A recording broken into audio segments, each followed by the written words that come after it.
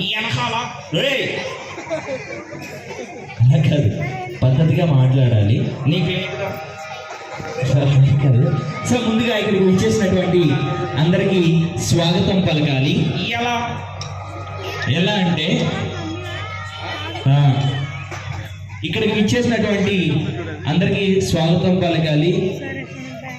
ఎలా నేను చెప్తాను. ఫస్ట్ ఆఫ్ ఆల్ ఆడవారికి మగవారికి పిల్లలకు పెద్దలకు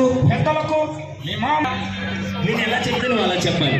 నేను పెద్ద మనిషిని జోక్లేట్రా. లేదు అలా కాదు. సో అందరూ చూస్తున్నారు, నా పొరుగు నీకు. నీకు లేదుగా.